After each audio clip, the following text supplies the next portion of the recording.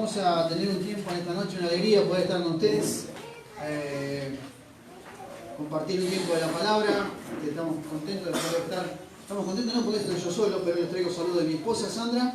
Me pidió que si viniera a Brown. Le dije, todo depende de ella. Si él me invita, yo puedo ir. Si él me invita, no voy a ir. Así que mi esposa les manda muchos saludos a todos, especialmente a las hermanas. Muchos saludos de ella y bueno, esperemos algún día poder visitarle. Realmente todo depende de él también, ¿no? Muy bien, vamos en esta noche a tener un tiempo de la palabra. Vamos a poder abrir nuestras Biblias en el Nuevo Testamento. Vamos a hablar un poquito de la gracia de Dios. Cuando hablamos de la gracia de Dios, indudablemente tenemos que tener algunos conceptos muy claros respecto a la gracia de Dios, principalmente en estos tiempos cuando el concepto de la gracia está extremadamente transgiversado, ¿no?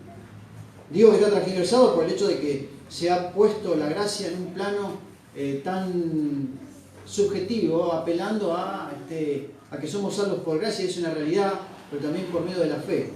Pero no vamos a entrar en esa discusión, en esa controversia, la gracia que se manifiesta como una acción de Dios, un acto de Dios. Dios en su bondad, en un atributo que Él tiene, es su bondad. Esa bondad se manifiesta por medio de la gracia y por medio de la misericordia. Pero más allá de todo ese tipo de cosas, podemos hablar un montón de aspectos de la gracia de Dios. Pero vamos a hablar un poquito de una persona que fue receptiva a la gracia de Dios y ver cómo la gracia de Dios en su vida fue actuando en diferentes partes y en diferentes momentos de su vida. Hay toda una historia de él. Y me estoy refiriendo concretamente a la vida del apóstol Pablo y la gracia de Dios en la vida del apóstol Pablo. Pero si nosotros pudiéramos mirar la gracia como están las Escrituras, claro, tomamos la temática de la gracia, pero no vemos cómo Dios obró en una persona de manera muy particular. Por eso voy a dejar de lado el aspecto teológico y el aspecto teórico para ir al aspecto práctico. Y eso no significa, bajo ningún punto de vista, que no vamos a considerar lo teológico, por así decirlo, sino que vamos a ver cómo Dios actuó en la vida de una persona, y principalmente en la vida del apóstol Pablo. Cuando nosotros hablamos del apóstol Pablo, no cabe la menor duda que más de uno de nosotros se pone a pensar, a investigar y a poder entender qué es lo que Dios quiso hacer con este hombre. Pero vamos a tratar de parar un poquito, de orar, buscar la dirección de Dios y después nos introducimos en el estudio de este hombre tan maravilloso, históricamente tan amplio, pero también que nos permite ver de la manera en la cual Dios obró en su vida, también lo puede hacer en la nuestra. Vamos a orar y luego después comenzamos. Señor, queremos darte las gracias en esta noche por la oportunidad que tenemos de abrir tu palabra con libertad. Gracias por los hermanos que han venido, porque a pesar del frío están aquí dispuestos a poder aprender de tu palabra. Y queremos, Señor, rogarte que tú nos permitas en esta noche tener claridad y entendimiento en lo que tú quieres en nuestras vidas. Señor, háblanos. Permítenos, Señor, entender tu obrar en nuestras vidas, como también obraste en la vida del apóstol Pablo. Te lo pedimos en el nombre de Cristo Jesús. Amén. Bien, cuando uno ve a Pablo, no cabe la menor duda que es un hombre que ha trascendido en la historia. Y de esto no cabe la menor duda. ¿Por qué? Porque no solamente el Nuevo Testamento nos demuestra la trascendencia del apóstol Pablo, lo que él escribió también es muy importante, porque gran parte, más de la mitad del Nuevo Testamento fue escrito por él, sino también la influencia que él tuvo en todo el ambiente nuevo testamentario, principalmente en los primeros tiempos de la iglesia, lo cual nos hace ver entonces que esa figura de ese hombre convertido trascendió a través del tiempo.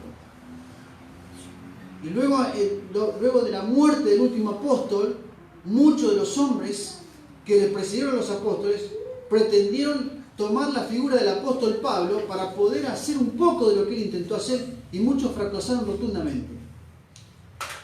Los padres de la iglesia, o los inauguradores, o los primeros padres de la iglesia, en lo que llamamos comúnmente la época patrística, tomaron el modelo del apóstol Pablo en cuanto a los viajes misioneros, lo que se llama hoy el ministerio itinerante, pero un ministerio itinerante no pensado en una organización, sino pensado en el poder de Dios como el apóstol Pablo lo tenía.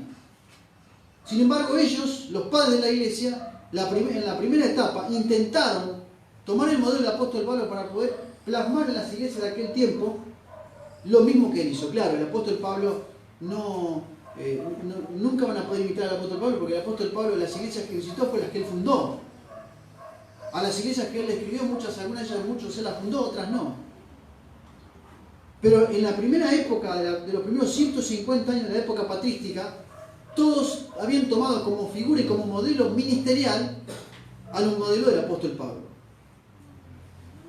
Otros tomaron como modelo el modelo del apóstol Pedro, donde trabajaron de manera concreta y específica entre los judíos, pero el apóstol Pablo no.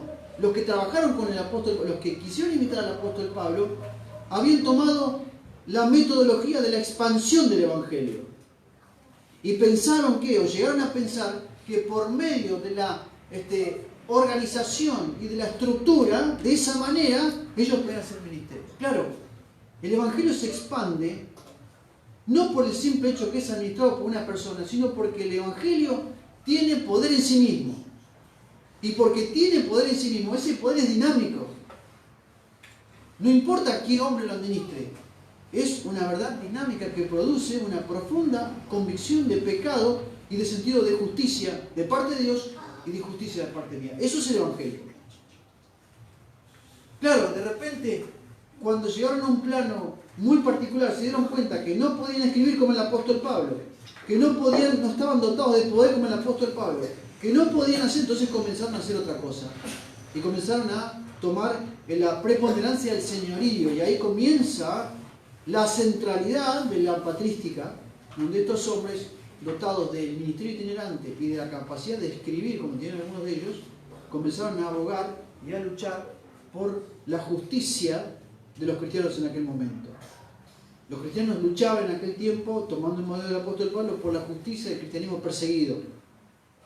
¿Con quién luchaban? Contra Roma y contra los judaizantes.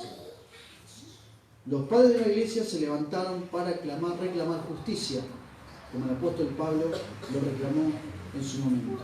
Ahora, esto es un poco la historia. Luego después, este modelo se transgiversó, murió prácticamente hasta el año 1500 en la Reforma, donde Lutero, influenciado por el mismo apóstol Pablo en el libro de Romanos, hace la Reforma protestante, y allí el Evangelio a través de la historia comienza a tomar una nueva dimensión en la sociedad. No es que el Evangelio sea social, sino que esa dimensión ahora toma un protagonismo preponderante. Nuevamente el Evangelio, y de la misma forma que el apóstol Pablo lo predicaba, comenzó a tener una preponderancia histórica. Hermanos, el Evangelio siempre es el mismo, no ha cambiado. Y no está condicionado a una persona. Entonces, claro, cuando uno ve a una persona como el apóstol Pablo y con la talla del apóstol Pablo, uno dice, no, nosotros ni siquiera le llegamos a la suela de los zapatos a este gran hombre de Dios. Sin embargo, si tuviéramos la oportunidad de estar con el apóstol Pablo, él te va a decir, yo soy el pequeño y más insignificante apóstol de los apóstoles. Fui como un abortivo. ¿Se dan cuenta? Eso habla de la disminución del hombre y la exaltación de la verdad del Evangelio y la centralidad del señorío de Cristo. Pero hasta aquí un poco de historia. No podemos seguir explicando la historia del Evangelio porque nos vamos a poner a llorar aquí. Pero digo por el hecho de cómo se está vapuleando y manipulando el Evangelio hoy en día. Pero vamos a hablar del apóstol Pablo. El apóstol Pablo que era un hombre extremadamente sanguinario, un hombre dotado de poder gubernamental, un fariseo, de fariseos, como dice el texto bíblico en el libro de Filipenses, un hombre que tenía una preponderancia teológica impresionante, que había estudiado en una de las universidades más importantes de aquel tiempo y que tenía la influencia y el poder de poder matar personas que iban en contra del judaísmo. Dentro de la línea de los judaizantes estaba dividida en cuatro divisiones los judíos y los fariseos principalmente. La histórica y principalmente la radical como la del apóstol Pablo. Las otras dos eran liberales y algunas eran muy romanizadas, otras un poco liberales así, pero la última, la del medio, era la más radical, y esa radical era la que el apóstol Pablo practicaba. Un celo vivo y genuino por la causa de Jerusalén y por la causa de los judíos. Y este hombre estaba dispuesto, convencido, que matar a todo aquel que no era judío era la voluntad de Dios. Eso es una distorsión del teísmo, una distorsión de la postura de Dios, pero no vamos a hablar de eso ahora. Lo que sí tenemos que entender que Pablo estaba dispuesto a matar a quien sea por el hecho de que estaban fundamentalmente siguiendo al Nazareno, alguien que había tomado un lugar que para Pablo era muy, digamos así, muy personal, y era la idea del Mesías.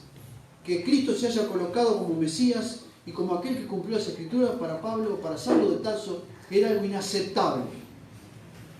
Y este hombre persiguió a toda persona que adoraba al Señor Jesucristo. No solamente persiguió, sino que mató, obligó a las personas a blasfemar. Y en el camino de Maús, en el camino de Damasco, se encuentra ¿con quién? Con el propio Señor Jesucristo, y este se convierte en un cristiano, ya no perseguidor, sino ahora en un cristiano perseguido por los de su nación.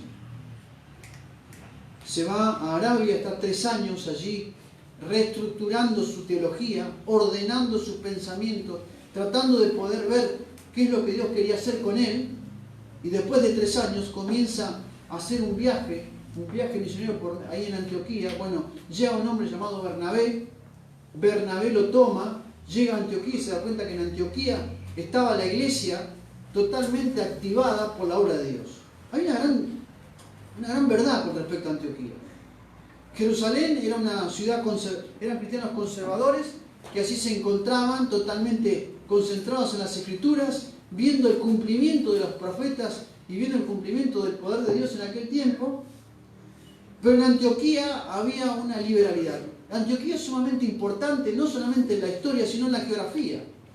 No es una ciudad portuaria, pero sí es una ciudad que está casi en una travesía llamada el Camino de la Seda, donde había una cosmovisión cosmopolita, es decir, allí vivían muchas personas, donde había un tránsito, como más o menos como esta ciudad. Uno cruza el puente y allí está otro país, donde hay de todo, de diferentes naciones, de diferentes culturas, de diferentes prácticas. Allí llega el Evangelio. Por primera vez, a los cristianos se les llama de forma despectiva cristianos. Por primera vez, ¿dónde? En Antioquía. Que no significa, bajo ningún punto de vista, pequeños cristos. Quite eso de su cabeza. Cristiano significa seguidores de Cristo. Es todo un tema, si alguno quiere investigar sobre esto, me pide el documento que escribí, se lo paso gentilmente para que usted pueda ver por qué yo digo que decir cristiano como pequeño Cristo es un concepto falso y que no está en la Escritura. Ahora, en Antioquía estaban todos reunidos y se estaban dando cuenta una gran verdad. Un grupo de personas le predica el Evangelio ¿a quién? A los gentiles. ¿Qué son los gentiles? Bueno, está el pueblo judío por un lado, está los gentiles que no son los judíos y está la iglesia. En 1 Corintios capítulo 10 dice, no seáis de tropiezo a gentiles, a judíos, ni a la iglesia de Dios. 3 tipos de personas que hay en el mundo hoy: gentiles, judíos y cristianos. Y allí los judíos helenistas, ¿qué son los judíos helenistas? Son judíos que tenían la influencia de los griegos y aparte tenían una liberalidad en cuanto a las prácticas judaicas, y muchos de ellos cristianos que conservaban la cultura judaica por una cuestión de raza, se fueron a Antioquía. Y en Antioquía se reunieron en la iglesia y estuvieron allí predicando el Evangelio a mucha gente, hasta que llega Bernabé, enviado por los de Jerusalén, de lo que sucedía allí en Antioquía. Cuando Bernabé llega, vamos al libro de los Hechos, por favor, para poder entender esto que estamos diciendo.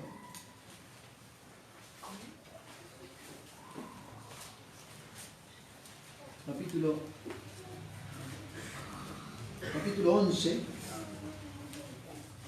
versículo 18 dice: entonces oí estas cosas, callaron y glorificaron diciendo, de manera que también los gentiles ha dado Dios arrepentimiento para vida. Esta idea de poder llegar a los gentiles es una idea sumamente fundamental, que Dios tiene que convencer primero a Pedro, y ahí Pedro tiene esa visión donde hay un lienzo y arriba de ese lienzo hay una cantidad de animales inmundos. El Señor dice, levántate y come. Pedro dice, jamás en mi vida he comido cosa inmunda, no llames inmunda lo que yo santifiqué. Y allí Pedro entiende que tiene que ir a predicarle el Evangelio a un gentil. No solamente eso, sino que tiene que entrar en la casa de un gentil. Y miren por qué digo esto. Miren conmigo otro pasaje que quiero que entendamos. A ver, capítulo 9. No, perdón, capítulo 8. Bueno, no, estoy medio perdido. Déjenme que los ubique. Capítulo 10:28 dice, fíjense lo que dice el texto. Y les dijo, vosotros sabéis cuán abominable es para un varón judío juntarse o acercarse con un extranjero, pero a mí me ha mostrado Dios que a ningún hombre llame yo común o inmundo. Fíjense la cabeza de un judío que no podía juntarse ni comer con un extranjero y que no podía llamar común o inmundo a alguien que no era judío. Lo cual nos habla entonces de una suma importancia de lo que estaba pasando en Antioquía. En Antioquía la gente se estaba convirtiendo y los judíos y los apóstoles trataron el tema y mandaron a Bernabé a investigar qué pasaba en Antioquía. Y dice el versículo, miren conmigo, en el capítulo 11, dice, ahora bien los que habían sido esparcidos por causa de la persecución que hubo con motivo de Esteban pasaron hasta Fenicia, Chipre y Antioquía, no hablando de la palabra de Dios, sino solo a los judíos, pero había entre ellos unos varones de Chipre y de Cirene, los cuales cuando entraron a Antioquía hablaron también a ¿quién? A los griegos, anunciando el Evangelio del Señor Jesucristo, y la mano del Señor estaba con ellos, y gran número creyó y se convirtió al Señor. Llegó la noticia de estas cosas a oídos de la iglesia que estaba en Jerusalén, que enviaron a Bernabé, que fuese a Antioquía, y este llegó y vio la gracia de Dios, y se regocijó y exhortó a todos, con propósito de corazón, permaneciesen fieles al Señor. En este momento Pablo estaba en Tarso, esperando, quién sabe, y tratando de convertir a su familia, o quién sabe qué haciendo allí. Pero no estaba en el centro de la obra de Dios. Eso significa que muchas veces nos hace ver de que la gracia de Dios no tiene nada que ver con mi ministerio, sino tiene que ver con el hecho del obrar de Dios amplio. O sea, vos estás acá y Dios está obrando en otro lugar sin que vos te des cuenta. Dice la Escritura que las iglesias, después que el apóstol Pablo se convierte, comienzan a tener libertad y paz en todo Oriente.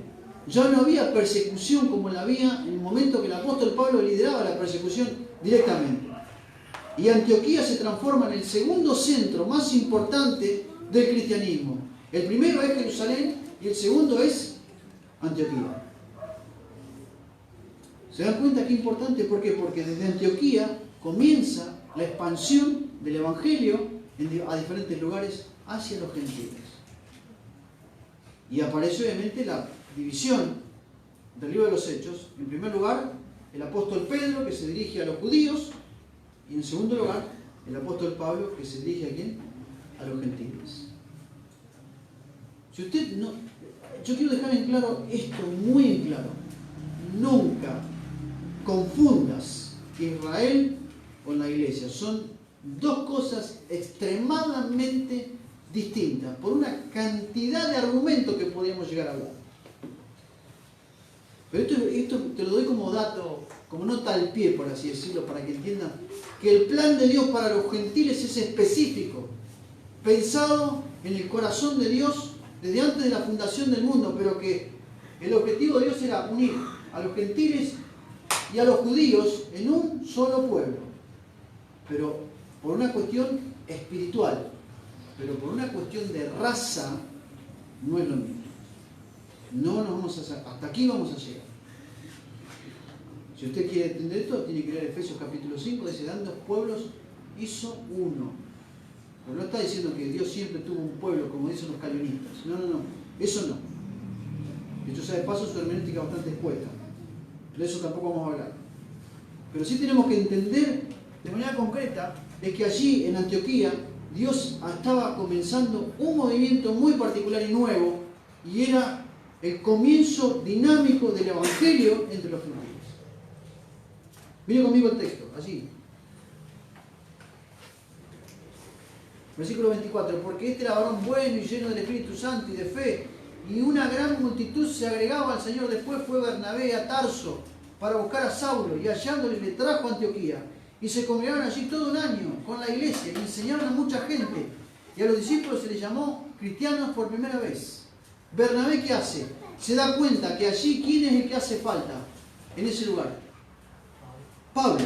¿Por qué? Porque Pablo estaba seguramente con una información extra bíblica, preparándose y formándose con respecto a lo que Dios ya le había revelado a él, de lo que él iba a hacer en su ministerio. Y lo va a buscar a Pablo.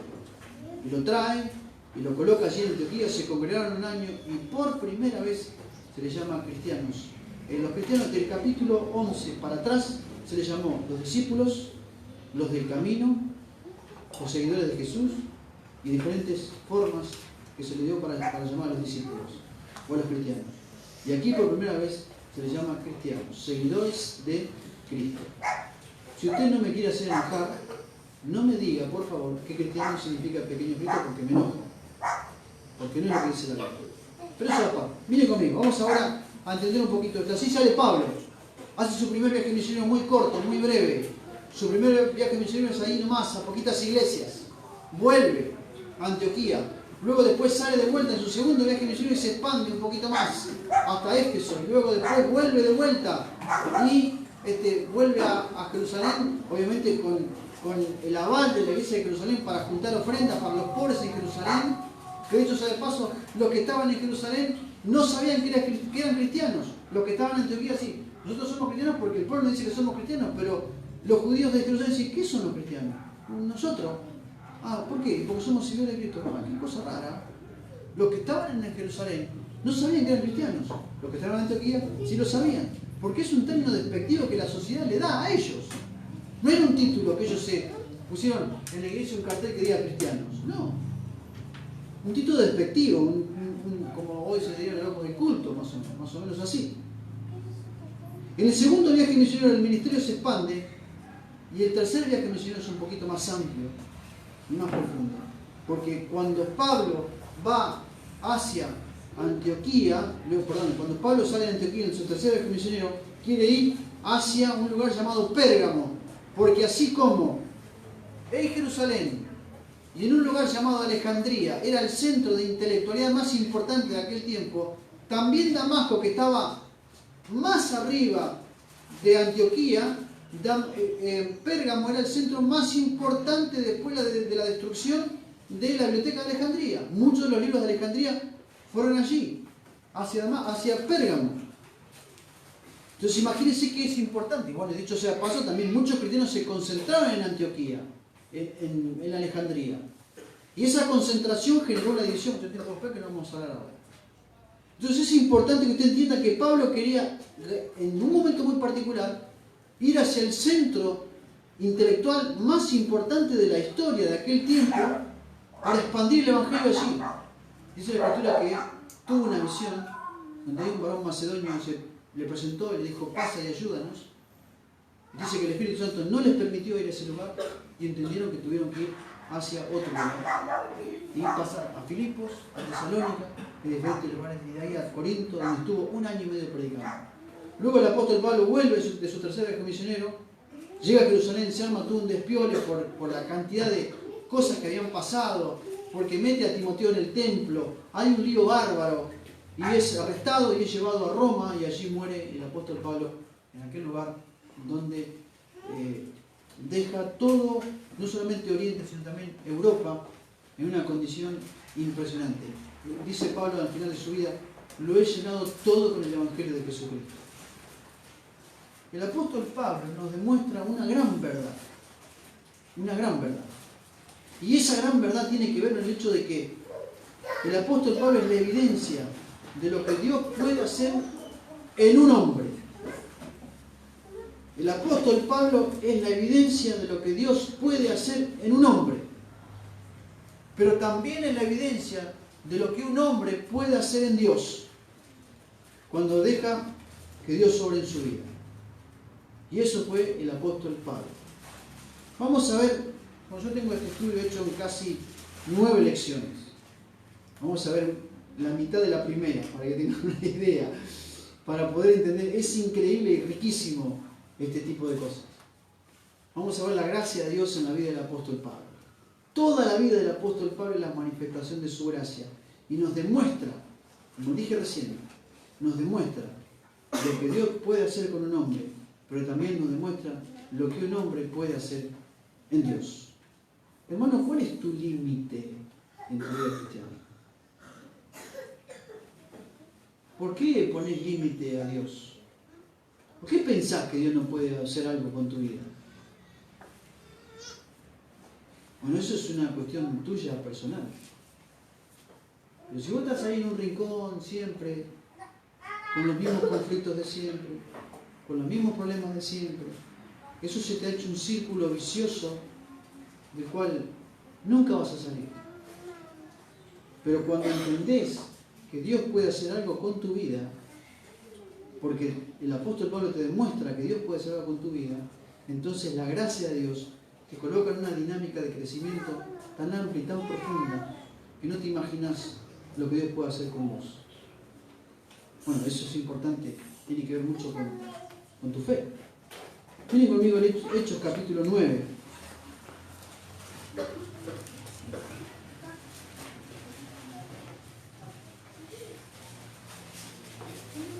Dice el versículo 1, Saulo respirando amenazas, aún amenazas sin muerte contra los discípulos del Señor, vino al sumo sacerdote y le pidió cartas para las sinagogas de Damasco, a fin de que si hallase a algunos hombres o mujeres de este camino, fíjense cómo se les llama a los cristianos, ¿sí?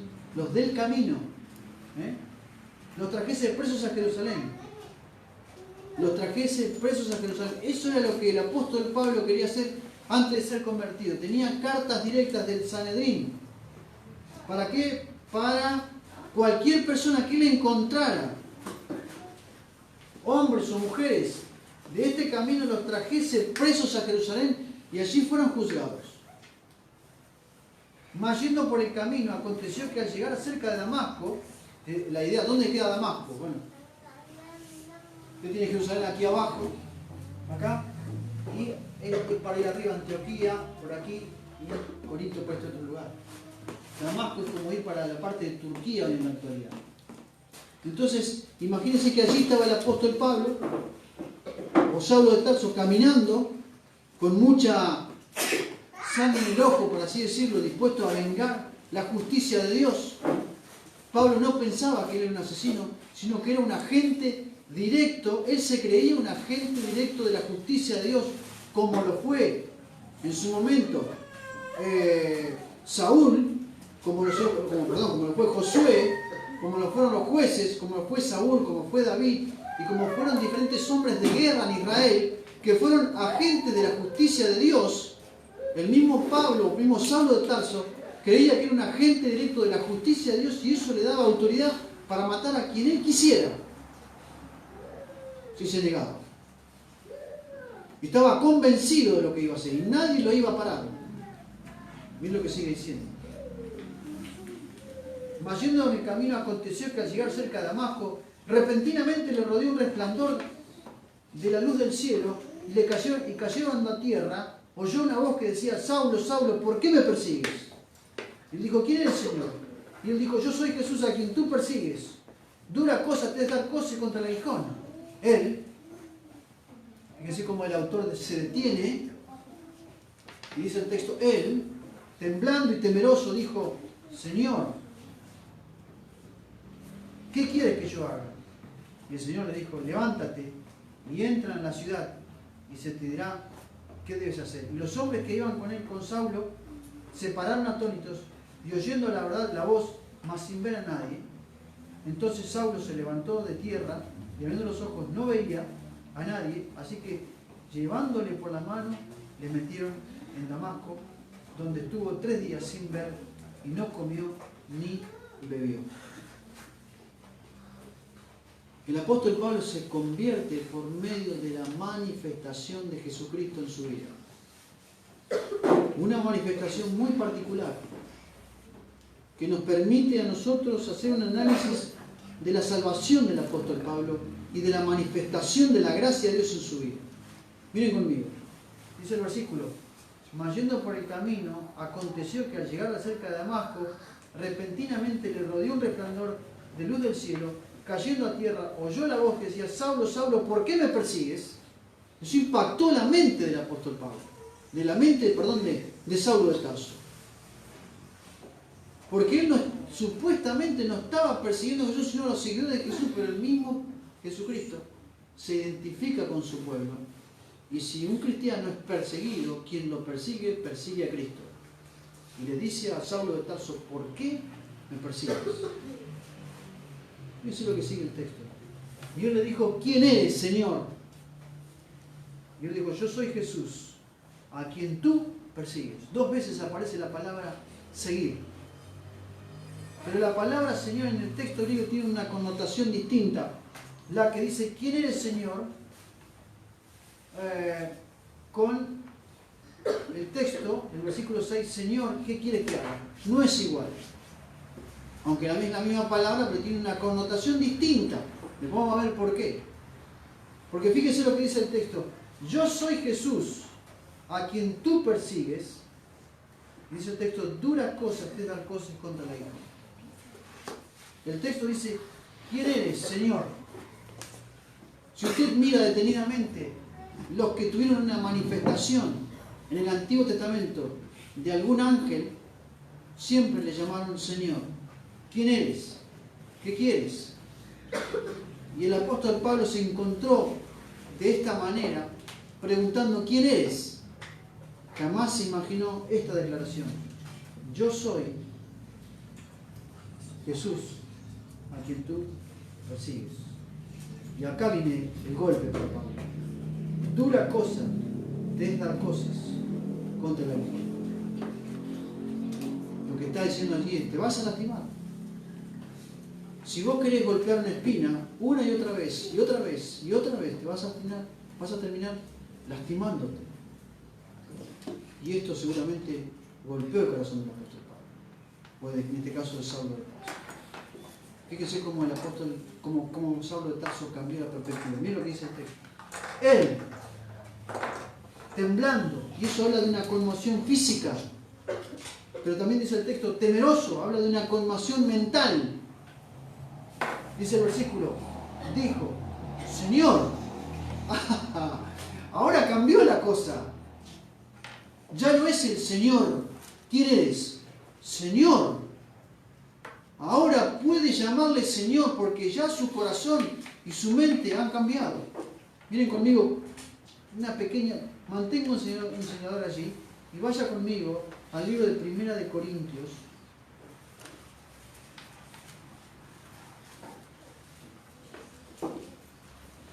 Capítulo 12.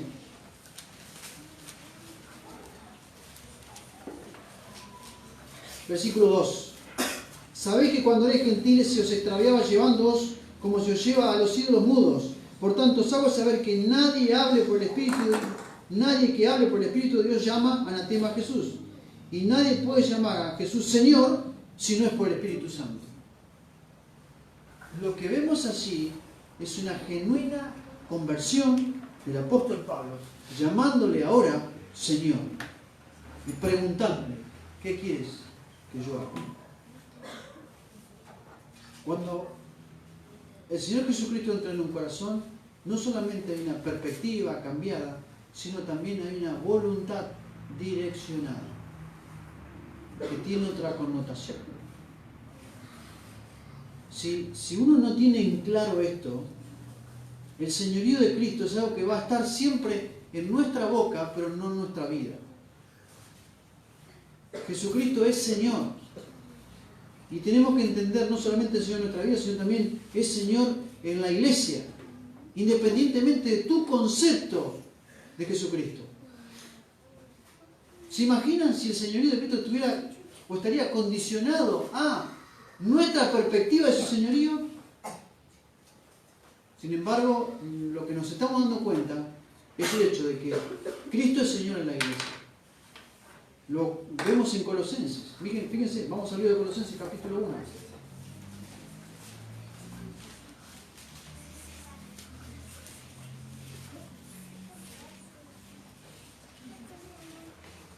Dice el versículo 9, porque en él habita corporalmente ¿qué? Toda la plenitud de la deidad. Versículo 19, porque por cuanto agradó al Padre que en él habitase toda la plenitud, toda la deidad manifestada en Cristo. Y en Cristo mismo, ahora su plenitud se manifiesta en la iglesia. Cristo es pleno en la iglesia. Esa plenitud no está condicionada a tu perspectiva y a mi perspectiva, a su señorío. Cristo es pleno. Si vos no podés ver a Cristo como Señor en la iglesia, entonces tenés un problema. Ahora, nuestro ministerio, nuestra iglesia, cualquiera sea, tiene que estar direccionada a su señorío. ¿Cómo se logra la centralidad del señorío de Jesucristo en la iglesia? En primer lugar, por la centralidad de las Escrituras. En segundo lugar, por la centralidad del Evangelio. Una iglesia centrada en las Escrituras y una iglesia centrada en el Evangelio es una iglesia centrada en el señorío de Cristo. Hermanos, no hay matemática en esto. Debería ser así. Ustedes tienen un privilegio que pocas iglesias tienen en este lugar, que es domingo tras domingo, sábado tras sábado. Aquí se enseña la Escritura versículo por versículo. Y eso significa que creemos en la centralidad de su palabra. Y que creemos en la centralidad del Evangelio, porque no lo tiramos a cualquiera. ¿Y eso en qué va a determinar? En la centralidad del señorío de Cristo. Una iglesia sometida al Señor. Porque Él es ¿quién? La cabeza de la iglesia. Que todo lo llena, dice la Escritura. Hoy se predica un evangelio sentado en el hombre, se predica una doctrina centrada en el hombre, campamentos centrados en el hombre, mensajes motivacionales. Y eso es el pseudo evangelio que se predica en las iglesias hoy en la actualidad.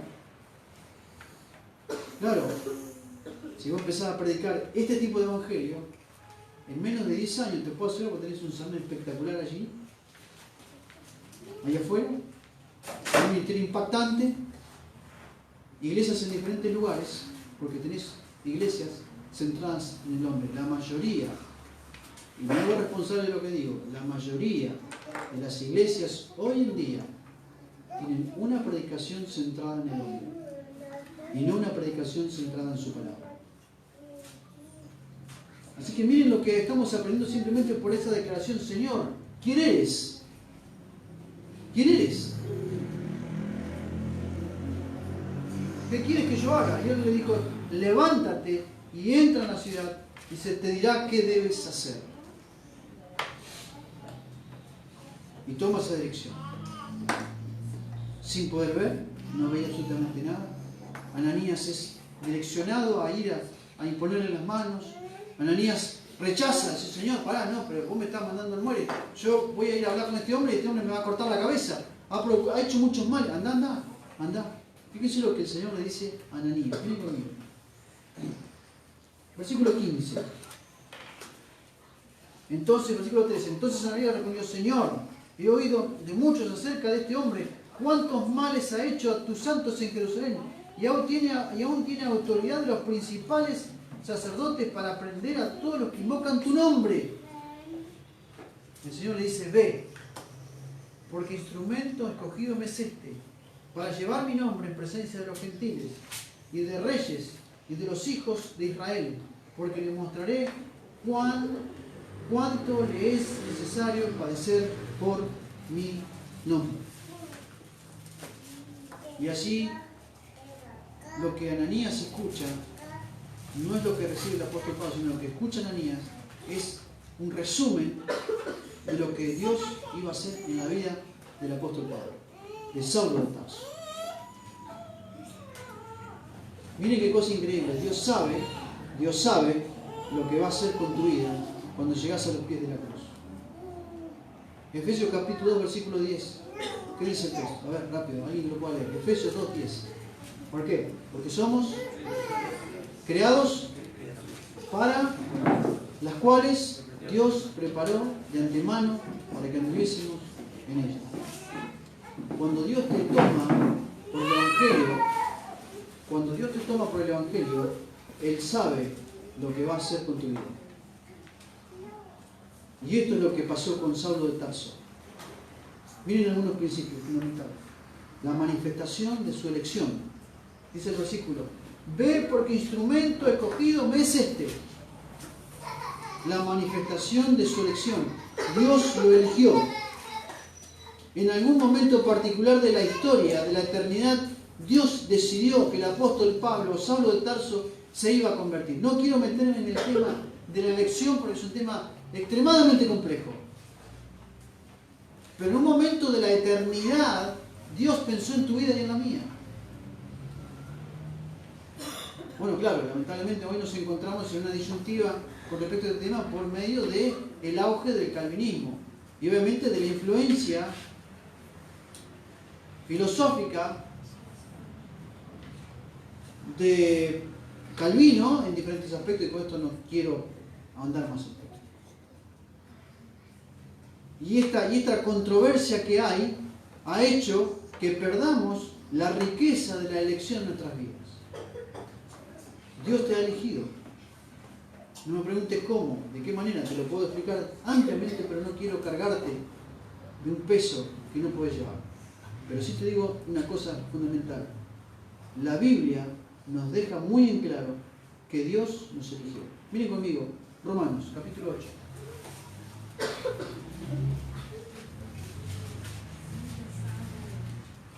En Romanos capítulo 8 tenemos un grave problema, principalmente aquellos que ahondan por la teología reformada, cuando van al libro de Romanos, capítulo 9, 10 y 11, y hacen una mala exégesis del pasaje, principalmente sin entender su trasfondo. ¿Por qué? Porque en Romanos, Pablo va a explicarle a los judíos qué pasa con los gentiles. Y le va a explicar también a los gentiles qué pasa con los judíos. Pero en el capítulo 8, esto se entiende por medio de la amplitud del Espíritu y la obra del Espíritu en una vida, que es el que enseña. Dice el versículo 8, capítulo 28. Y sabemos que los que aman a Dios, todas las cosas ayudan a mí. Esto es lo que conforme a su propósito son llamados. Y a los que antes conoció también los predestinó para que fuesen hechos conforme a la imagen de su Hijo, para que Él sea el primogénito de muchos hermanos. Y a los que predestinó, esto también llamó, y a los que llamó también justificó, y a los que justificó también los glorificó. Dios de antemano eligió. Miren conmigo el libro de Efesios capítulo 1.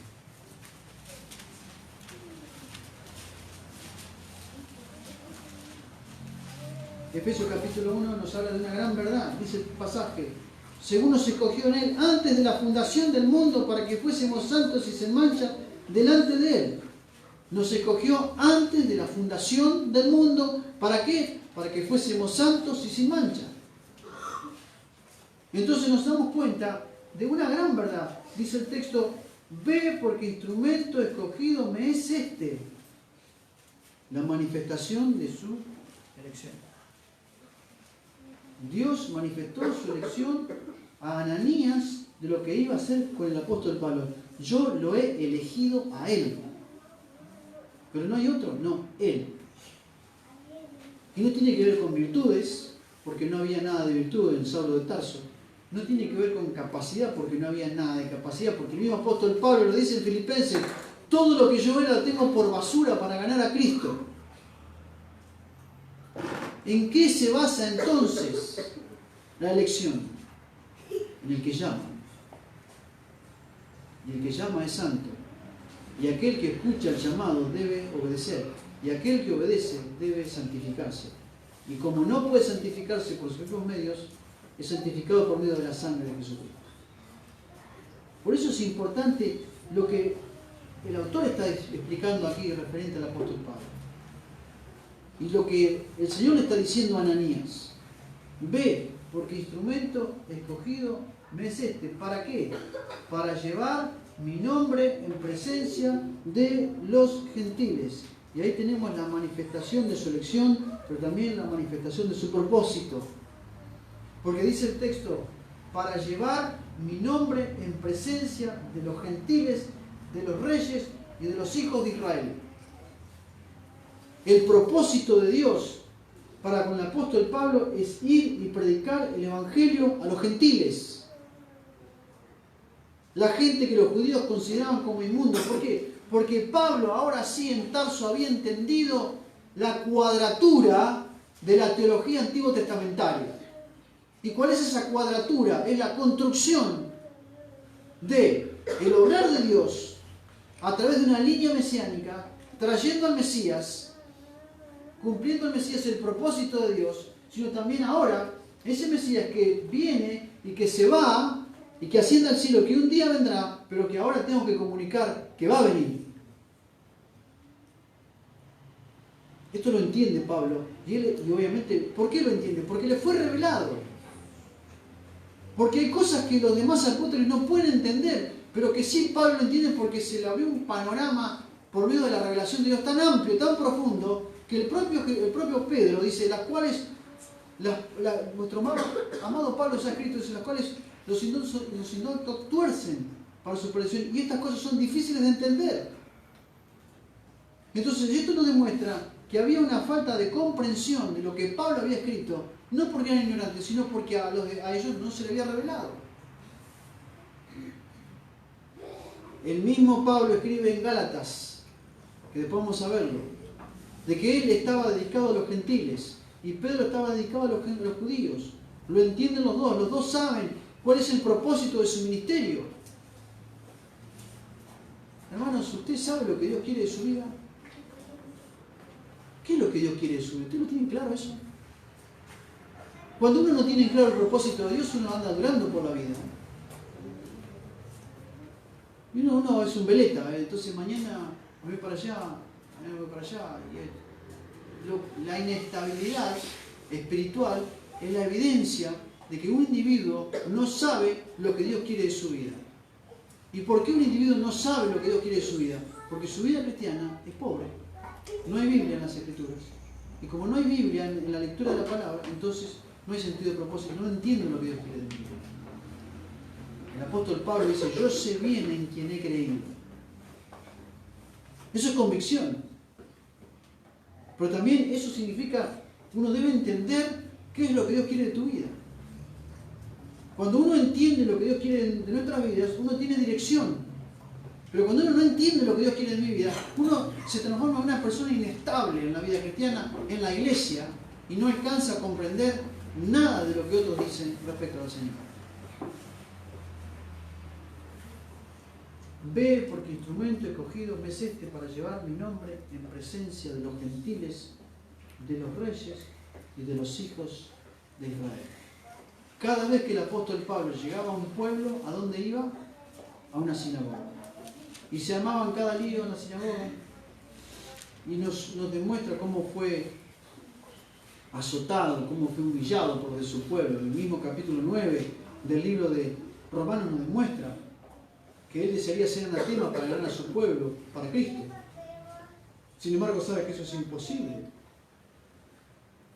Pero él deseaba que otros pudieran alcanzar, que otros pudieran convertirse por medio de su testimonio, para poder explicarle la verdad maravillosa de que Mesías había venido a cumplir aquello que Dios había prometido desde la eternidad. Él predica a los gentiles, él predica a los reyes, a Agripa, a diferentes hombres. En el libro de los Hechos nos demuestra que él llegó a lugares que nunca nadie pudo llegar con el Evangelio en aquel tiempo. Y también a los de su pueblo. Él propuso la manifestación de su propósito. Dios le manifiesta a Ananías cuál era el propósito de Dios para el apóstol Pablo. La manifestación de su elección, la manifestación de su propósito. Y dice el versículo 16, porque yo le mostraré cuánto le es necesario padecer por su nombre. Y eso tiene que ver con la manifestación de su futuro padecimiento. Yo le mostraré cuánto le es necesario padecer por mi nombre. ¿Sabe qué significa eso? Yo voy a hacer sufrir a Pablo para que entienda cuán pesado es mi nombre. A mí me molesta muchas veces cuando se habla de las pruebas. ¿Viste cuando alguien viene, pasa adelante y dice, bueno, hermano, estoy orando porque estoy pasando por pruebas? Y el Señor nos ha involucrado en las pruebas. Y el desierto del creyente está aquí. Y aquí estamos, enamorados del Señor, llenos de tristezas y de agonía. Entonces, bueno, todos lloramos, se nos caen las lágrimas. Y abrazo al hermano, le dejo el hombro lleno de moco. Estamos todos contentos, porque estamos en la prueba. Y hermano, Dios te va a hacer sufrir.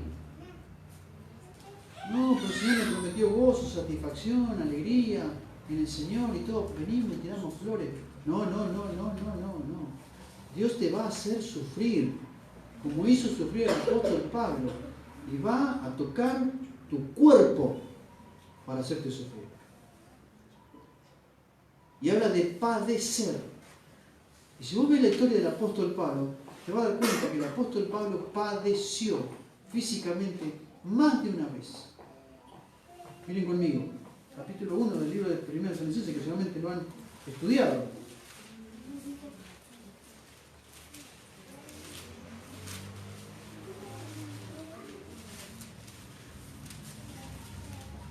Capítulo 1 de 1 Tesalonicenses, capítulo 2. Versículo 1 dice, pues habiendo antes padecido y sido ultrajado, ¿dónde? En Filipos. Dice que padeció y fue ¿qué? Ultrajado, humillado físicamente. ¿Dónde? En Filipos. Como sabéis, tuvimos de nuevo a nuestro Dios. Anunciamos el Evangelio de Dios en medio de gran oposición. Qué cosa increíble, ¿no? ¿A quién le gusta que lo ultrajen? Sin embargo, el apóstol Pablo nos demuestra que él fue ultrajado. Y en esa condición de sufrimiento físico, en medio de la agonía y del dolor físico, Dios, el Dios del cielo, ¿qué es lo que coloca en su cuerpo y en su mente y en su corazón? El Evangelio.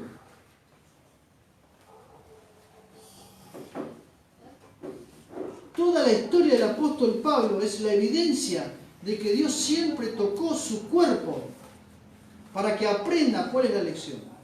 Claro, cuando uno va a 2 de Corintios, en 1 de Corintios Pablo va a explicar toda la construcción del cuerpo, de tu cuerpo y mi cuerpo, y lo va a centrar en una sola cosa, en la santidad de Dios. Dice el versículo capítulo 6, versículo 19, 20 y 21, que el cuerpo es templo del Espíritu Santo, el cual tenéis de Dios y no sois vuestros porque fuiste comprados por precio. Y dice el texto, glorificad pues al Señor en vuestro cuerpo y en vuestro espíritu, los cuales ¿qué? ¿Son de quién? De Dios. Y toda la centralidad de la carta de 1 Corintios se centra en eso. El cuerpo es de Dios y es santo, porque es un templo del Espíritu. Y eso significa que es mi responsabilidad apartarme del pecado. La segunda carta pone el énfasis en el cuerpo, pero diciendo es el lugar donde Dios es glorificado. Pero yo lo voy a tocar, dice la segunda carta. Qué cosa increíble, ¿no? Qué cosa increíble. Dice que el apóstol Pablo le fue dado un aguijón en la carne, para que la gloria de la revelación no le saltase desmedidamente, dice el texto bíblico. El cual dice que clamó 3 veces y le fue negado. Yo no sé si vos tenés una dimensión de estas verdades. Muchas veces en tu vida, cuando no obedeces a Dios y Dios quiere hacer algo en tu vida, te puedo asegurar que lo que Dios va a hacer, va a sacrificar tu apariencia externa para que tu apariencia interna glorifique a Dios, si Él quiere hacer algo con vos. Y si resistís a la voluntad de Dios, chao. Dios va a juzgar tu cuerpo, ya sea por medio de la enfermedad, ya sea por medio de la muerte. Hermano, usted entienda esto. Dios te va a hacer sufrir. Claro, nadie te habla de este Dios, de este Dios en la Biblia. Vení conmigo al Salmo 88.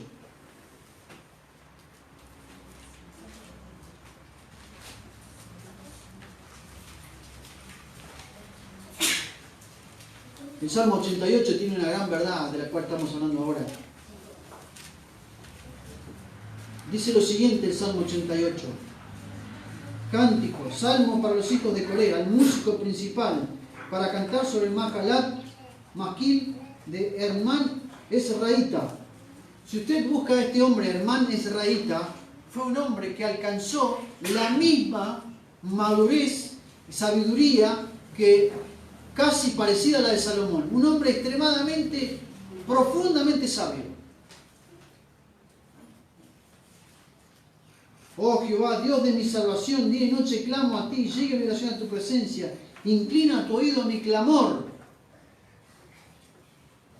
Dice el versículo, porque mi alma está hastiada de males, mi vida está cercana a su. Soy contado entre como los que descienden al sepulcro, soy como un hombre sin fuerza, abandonado entre los muertos, como los pasados a espada, yacen en el sepulcro, de quienes no te acuerdas ya, y que fueron arrebatados de tu mano. Me has puesto en el hoyo profundo, en tinieblas, en lugares profundos, sobre mí reposa tu ira, me has afligido con todas tus ondas. Has alejado de mí a mis conocidos, me has puesto por abominación a ellos. Encerrado estoy y no puedo salir. Este es un hombre que está padeciendo el sufrimiento que Dios ha puesto sobre su espalda. Está quebrantado emocionalmente, está quebrantado físicamente. No tiene esperanza, está consternado, porque Dios lo está haciendo sufrir. Y dice, oh Dios de mi salvación. Es un creyente. Hermano, ese es el Dios de la Biblia. Que si usted se resiste a su voluntad, Él va a cumplir su propósito en usted, sea cual sea. Y si Dios tiene que sacrificar su cuerpo, lo va a hacer.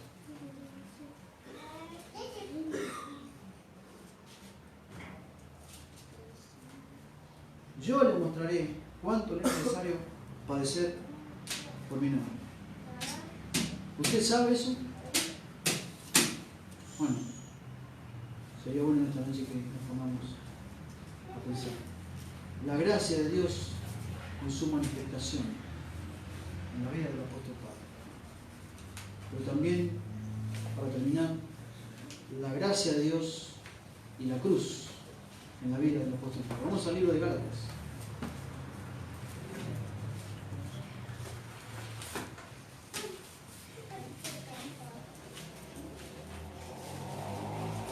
Gálatas es un libro extremadamente importante, fundamental, pero dice el pasaje, Gálatas capítulo 1, versículo 6.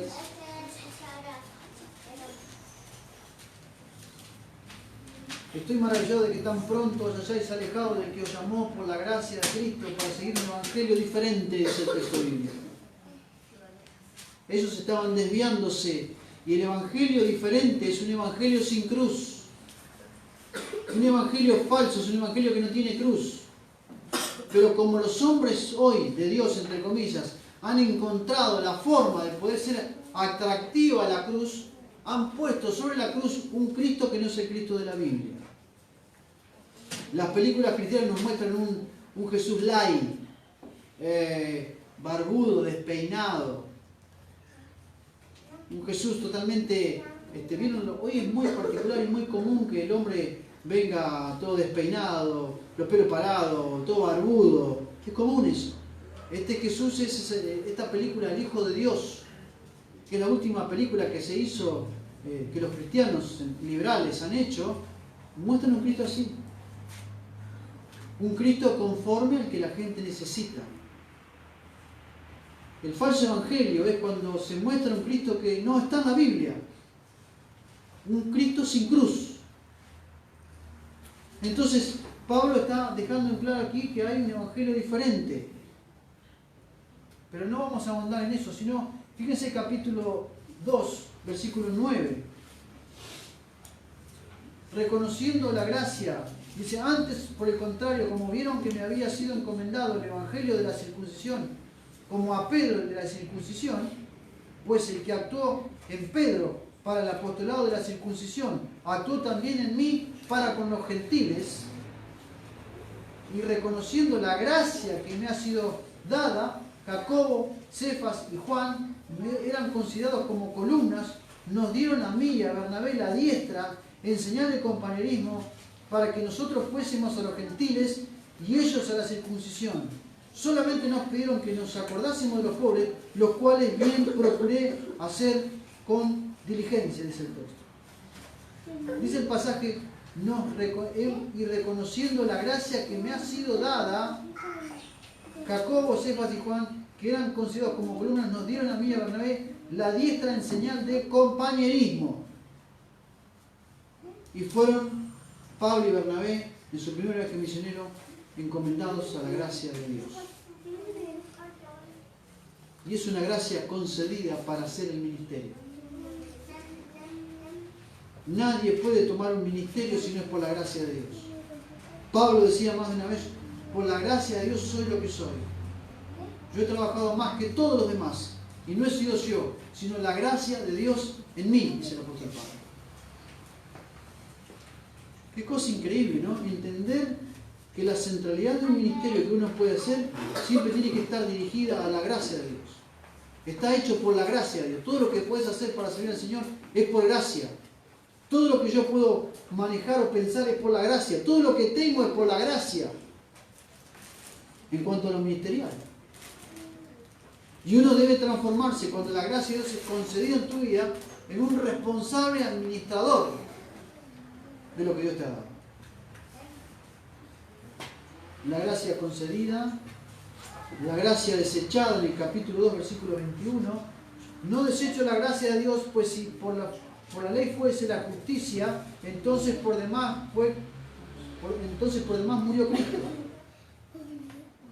Pablo dice, no desecho la gracia de Dios. Pero si la gracia fuera por la justicia, entonces por demás Cristo murió. La ley no trae la gracia. La ley manifiesta la gracia. Pero también, obviamente, Cristo es aquel que nos pone a nosotros frente a la ley, y esa ley que nos condena, y Cristo nos justifica en la ley, por medio de su sangre. Pablo, en la misma carta, dice, de la gracia habéis caído. ¿Cuál es el pecado de los Gálatas? Cuando vos estudias griego, siempre se recomienda que el libro más fácil para estudiar griego es la carta de los Gálatas. Porque Pablo él mismo escribe esta carta. Si vos buscás Romanos, Pablo no escribe Romanos, él la dicta, sino que Tercio escribe la carta. Y en este caso Pablo dice, mirá cuán grandes letras escribe con mi propia mano. ¿Por qué? Porque el apóstol Pablo estaba enfermo de la vista. Entonces él escribe con letras grandes porque no podía ver. Y dice, de la gracia habéis caído. Miren lo que dice el capítulo 2, versículo 21. Con Cristo estoy juntamente crucificado. Y ya no vivo yo, mas Cristo vive en mí. Y lo que ahora vivo en la carne, lo vivo en la fe del Hijo de Dios, el cual me amó y se entregó a sí mismo por mí. Con Cristo estoy, ¿qué? Juntamente crucificado. La cruz es el lugar donde tu vieja vida fue crucificada. Y ya no vivo yo, mas Cristo vive en mí.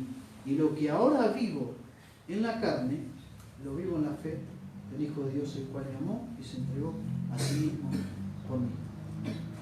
La cruz en la vida del apóstol Pablo terminó con su deseo de protagonismo y se transformó en un servidor de otros, pero entendió en su vida personal que él estaba crucificado con Cristo Jesús. Miren conmigo el libro de Romanos capítulo 6.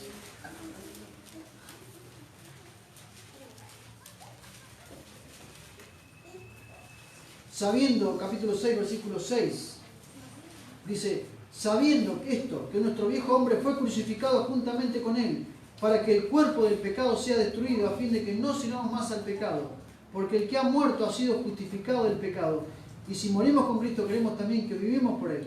Sabiendo que Cristo, habiendo resucitado de los muertos, ya no muere, la muerte no se señorea más de él, por cuanto murió al pecado, murió una vez por todas, mas en cuanto vive, para Dios vive. Así también vosotros, considerados muertos al pecado, pero vivos para Dios, en Cristo Jesús, Señor nuestro. Considérense muertos al pecado, pero vivos para Dios, por medio de la crucifixión. Pablo decía, con Cristo estoy juntamente crucificado. Esto es la cruz de Cristo, esto es la identificación del creyente con la cruz. Una doctrina que ya nos enseña en las iglesias. Claro, se habla de inteligencia emocional, de cuánta cantidad de cosas que hoy hablamos en las iglesias. De psicología, de superación, de gente tóxica. Y no se habla de la cruz. Claro, a una persona que vos le hablás de inteligencia emocional y de repente si no, mire, la cruz. Si usted quiere ser estable en su vida emocional, tiene que morir en la cruz del Calvario. Es inaceptable para el pensamiento psicológico eso.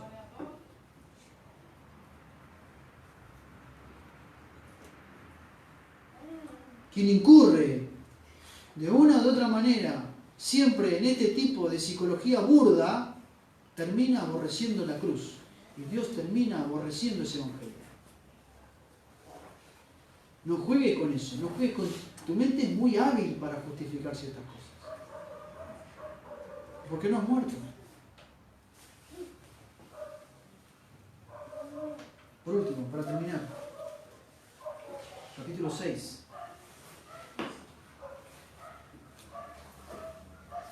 Dice el versículo 11, mirad cuán grandes letras escribo en mi propia mano.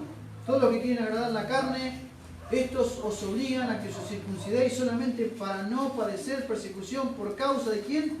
De la cruz de Cristo. Porque ni aun los mismos que se circuncidan guardan la ley, pero quieren que vosotros os circuncidéis ¿para qué? Para gloriarse en vuestra carne. Pero lejos esté de mí, dice Pablo, gloriarme sino en la cruz de nuestro Señor Jesucristo, por quien el mundo me ha crucificado a mí y yo al mundo. Es impresionante lo que Pablo está diciendo así. Fíjense lo que dice el texto. Porque lejos esté de mí gloriarme sino en la cruz de nuestro Señor Jesucristo, porque quien el mundo me ha crucificado a mí. Lo que Pablo está diciendo aquí, yo veo al mundo personificado clavado en una cruz que ya no tiene vida. Pero también me veo a mí clavado en la cruz del Calvario y veo que el mundo me ve a mí clavado en la cruz y no tengo vida. No existo para el mundo. Tampoco el mundo existe para mí. Y esa es la determinación de la cruz del individuo. Cuando un individuo entiende la cruz, entiende que ha sido muerto para el mundo y el mundo está muerto para él.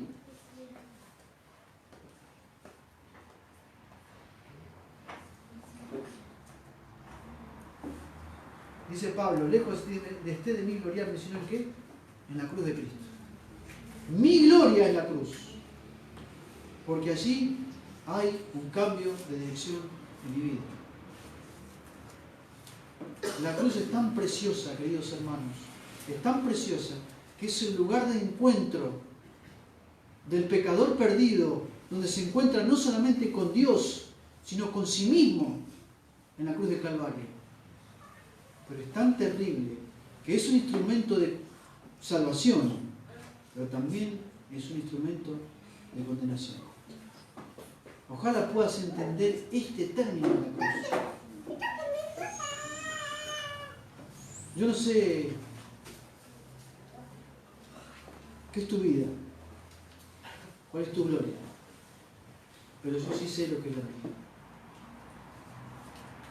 Y yo sé que una vez Cristo cambió mi vida, transformó mi vida. ¿Por qué? Porque Cristo trató mi dolor en la cruz del Calvario. Trató mi pecado en la cruz. Y es lo que Dios quiere hacer en tu vida también. ¿Cuál es tu gloria? ¿El ministerio? ¿Cuál es tu gloria? ¿La familia que tenés? ¿Cuál es tu gloria? ¿La esposa que tenés? ¿El esposo que tenés? Dice la Escritura que en Cristo el que tiene esposa como si no la tuviese. El que tiene hijos como si no lo tuviese. El que tiene esposo como si no lo tuviese. Porque ahora todos estamos muertos en Cristo. Y vivimos solamente para Dios. Sería bueno en esta noche que pierdas tu individualidad para tener la centralidad de su individualidad en tu vida. Cuando Cristo es en tu vida, entonces voy a vivir para los demás. La gloria de la cruz, pero también, no solamente eso, sino también la gracia y la cruz en la vida del apóstol Pablo. Sería bueno que podamos glorificar a Dios por nuestras verdades, pero principalmente Porque nos vamos a orar solamente en qué? En Dios y en la cruz de Cristo. Vamos a orar y que Dios bendiga su palabra. Gracias te damos, Señor, esta noche por estas verdades que amamos, que defendemos y que proclamamos con todo nuestro corazón. Porque sabemos que un día te veremos victorioso, reinante en la eternidad para tu gloria y honra. Y te glorificaremos y te exaltaremos porque tú trataste nuestra vida en la cruz del Calvario. Te honramos y te exaltamos y reconocemos que tú eres nuestro Dios, que te has manifestado con tu inmensa gracia en nosotros. Te damos la honra y la gloria en el nombre de Cristo Jesús. Amén.